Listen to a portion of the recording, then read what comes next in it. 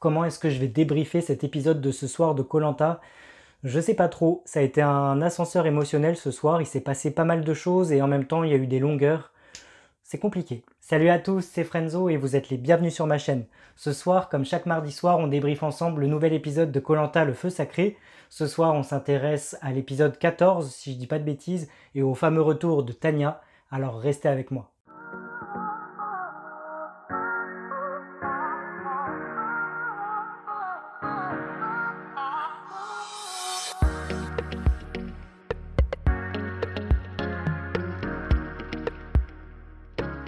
D'habitude, quand je débriefe un épisode de koh, je prends le temps vraiment de détailler l'épisode, j'explique les stratégies, j'explique un petit peu les épreuves, etc.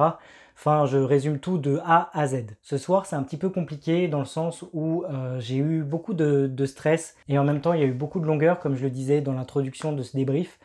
Donc du coup, j'ai pas pris de notes spécifiquement pour cet épisode, donc je vais vous faire un petit ressenti. Globalement, on l'a bien vu, c'était un épisode qui était centré sur Tanya.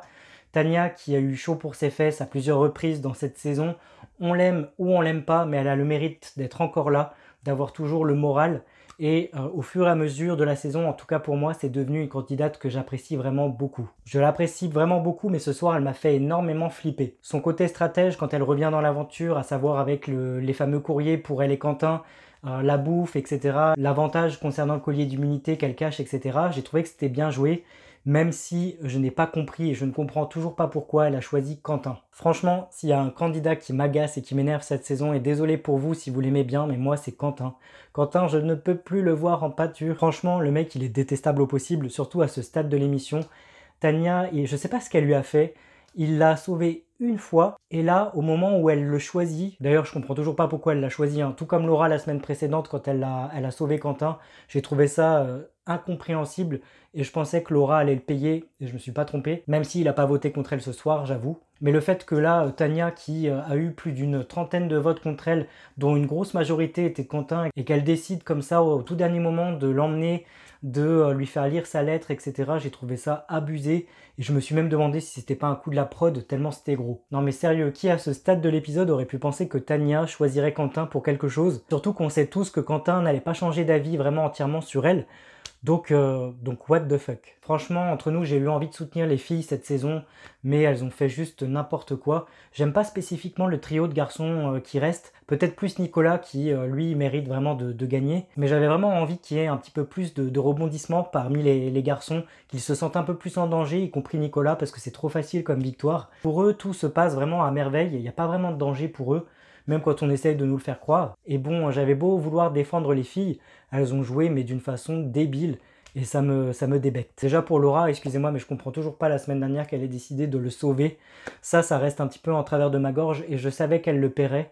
Et le fait qu'elles aient pas monté entre elles une stratégie pour essayer de détruire ce trio de garçons, je trouve ça mais débile comme pas possible. Elles sont plus focus sur essayer de s'entretuer elles-mêmes pour essayer de grappiller une petite place auprès des garçons qu'elles pensent même pas à s'allier et à voter contre eux, ce qui est vraiment, mais vraiment débile. Bref, pour revenir un petit peu sur cet épisode, on a une Tanya qui revient motivée, qui offre du coup le courrier à Quentin, et qui cherche de son côté un collier d'immunité qui est caché. Grosse frayeur, je pensais qu'elle allait pas réussir à le trouver. Bon, finalement, au bout de quelques temps, elle finit par mettre la main dessus.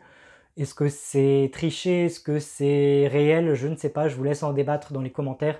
En tout cas, moi, c'était à mon plus grand plaisir, et j'ai eu vraiment, mais vraiment très peur quand elle a commencé à dire qu'elle ne voulait pas le jouer au conseil. Là, je me suis dit clairement qu'elle allait nous faire une Charlotte et une Théoura et qu'elle allait sortir aux portes de la finale d'une façon vraiment débile et on aurait tous dit tout ça pour ça. Mais évidemment, elle n'était pas la seule en danger, Laura était également en danger.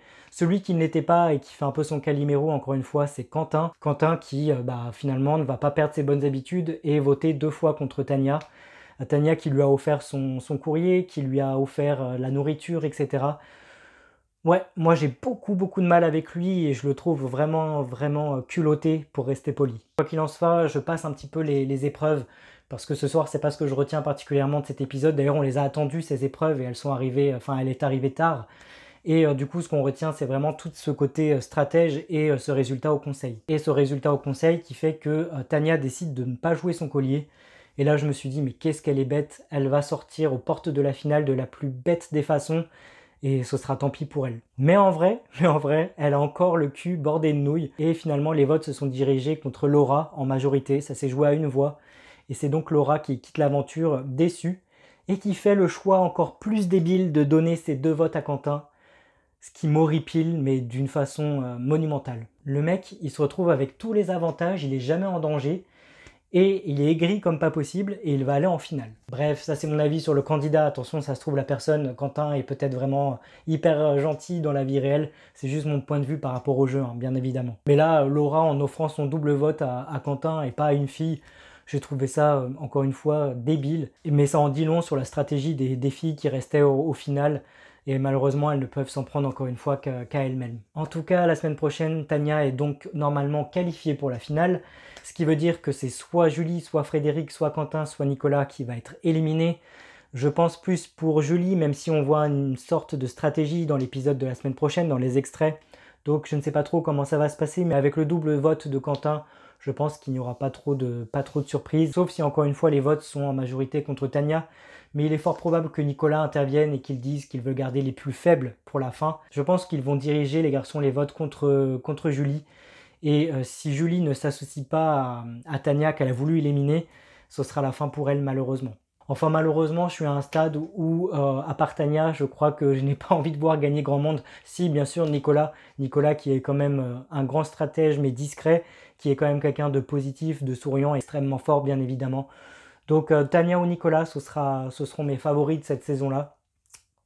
On verra bien ce qui se passera, mais j'espère que Quentin va être éliminé. Ça, c'est mon pronostic, ce sont mes envies à moi.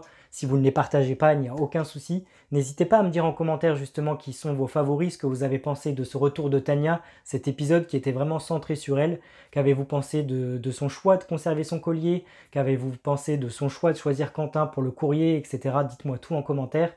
Et dites-moi ce que vous avez pensé également du départ de Laura, des votes de Quentin qui sont encore tournés vers Tania. Qu'avez-vous pensé de la victoire de Nicolas? Qu'avez-vous pensé de ce groupe restant? Bref, dites-moi tout. Moi, je vais arrêter mon débrief pour ce soir. Je suis désolé, je ne suis pas entré dans les détails de l'épreuve. Je ne suis pas entré vraiment dans les détails de l'épisode ce soir. Mais ça a été un petit ascenseur émotionnel. Tania m'a fait beaucoup peur. Les filles m'ont incroyablement déçu. Et Quentin m'a beaucoup énervé, donc du coup j'ai envie de me coucher en soufflant un petit peu. Et vous alors, qu'avez-vous pensé de ce nouvel épisode de koh Le Feu Sacré? Encore une fois, n'hésitez pas à me le dire dans un petit commentaire, je me ferai une joie d'y répondre. N'hésitez pas à liker cette vidéo, ça fait toujours du bien à ma chaîne. Et n'hésitez pas à vous abonner pour ne pas manquer mes autres critiques de koh à venir et mes critiques littéraires. Quant à moi, je vous dis rendez-vous la semaine prochaine pour une nouvelle épreuve d'immunité. La semaine prochaine, ce ne sera pas l'orientation, ce ne sera pas la finale. La finale sera découpée en 2 parties, le 6 et le 13 juin. Donc la semaine prochaine, on perdra un 5e candidat. La finale se jouera donc à 4 pour l'orientation, si je ne dis pas trop de bêtises. Donc d'ici là, prenez bien soin de vous. Je vous dis à très bientôt. Ciao!